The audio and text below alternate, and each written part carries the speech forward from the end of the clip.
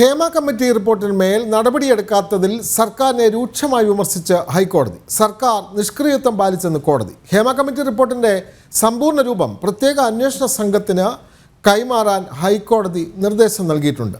പ്രത്യേക അന്വേഷണ സംഘവും സർക്കാരും റിപ്പോർട്ട് നൽകണം.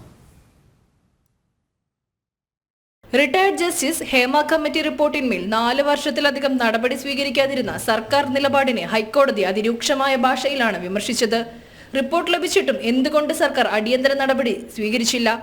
സർക്കാർ നിഷ്ക്രിയത്വം പാലിച്ചു. നേരിയ നടപടിയെങ്കിലും എടുക്കാതിരുന്നതിനെ നീതീകരിക്കാനാകുമോ എന്നും സർക്കാരിന് വേണ്ടി ഹാജരായ AGയോട് കോടതി ചോദ്യമുയർത്തി.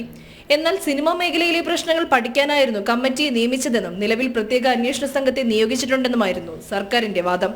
പരാതികളുടെ അടിസ്ഥാനത്തിൽ വിവിധ സ്റ്റേഷനുകളിൽ 23 കേസുകൾ രജിസ്റ്റർ ചെയ്തതായി AG അറിയിച്ചെങ്കിലും കോടതി അതൊന്നും മുഖവിലക്കെടുത്തില്ല. 2021 DGPക്കും ഹേമ കമ്മിറ്റി റിപ്പോർട്ട് ലഭിച്ചു. എന്നിട്ടും നടപടിയുണ്ടായില്ല. സർക്കാർ ചെറുവിരൽ അനക്കിയില്ലെന്നും ഹൈക്കോടതി വിമർശനമുയർത്തി.